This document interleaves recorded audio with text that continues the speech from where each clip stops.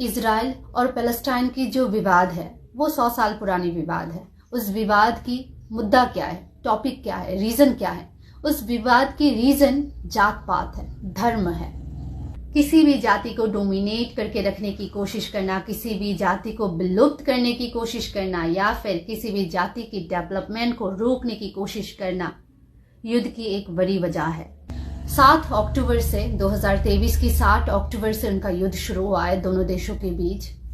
पिछले 700 घंटे से ये युद्ध चल रहा है, अभी तक बरकरार है।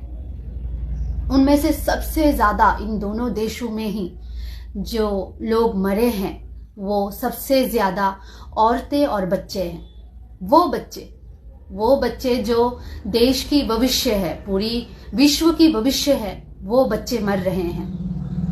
जो आने वाली पीढ़ी है, फ्यूचर जनरेशन है, वो मर रहे हैं वो बच्चे। कोई भी युद्ध, कोई भी विवाद अपने साथ हमेशा दुख को ही लाती है, अपने साथ हमेशा बर्बादी को ही लाती है। इन सब की मेन वजह यह है कि जब कोई भी देश डेवलप्ड हो रहा है, आगे बढ़ रहा है, तो दूसरा देश क्या करता है? कूटनीति एक तरीका है किसी भी देश की डेवलपमेंट को रोकने के लिए। ये युद्ध उस देश की डेवलपमेंट को रोक देती हैं। जात पात हो, चाहे राजनीतिक कूटनीति हो, ये आतंकवाद हो या फिर हिंसा के कारण कोई भी हो, उस देश की जो दोनों देशों के बीच अगर युद्ध चल रहा है, मतलब दोनों देशों की जो डेवलपमेंट है वो रुक चुकी है, रुक गई है। ये इंटरनेशनल मुद्दा है, इसलिए हाईलाइट हो रहा है।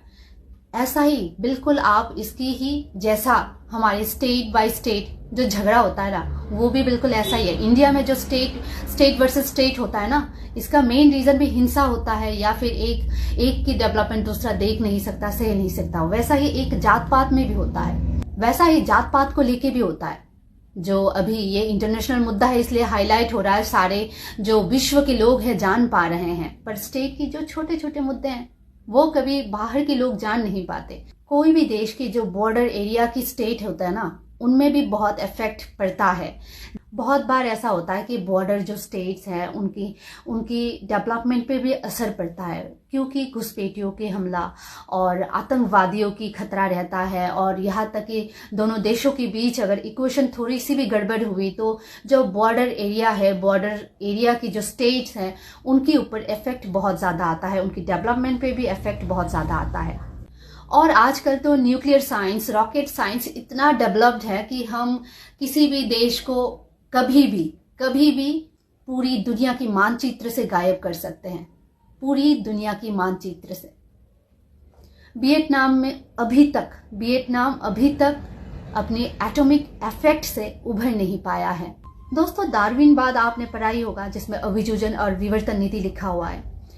हम जो प्रजाति हैं, हम भी एक प्रजाति है, मनुष्य भी एक प्रजाति है, पर मनुष्य जो प्रजाति है वो सबसे ज्यादा बेहतर प्रजाति माना जाता है, क्योंकि हम में सोचने की, समझने की क्षमता अन्य प्रजातियों में से सबसे ज्यादा है। एक बेहतर प्रजाति होने का ये मतलब बिल्कुल नहीं है कि हम किसी भी दूसरे जाति को पूरी तरह से विलुप्त करने की प्रयास करें। ये पूरी तरह से मनुष्यवाद के खिलाफ है।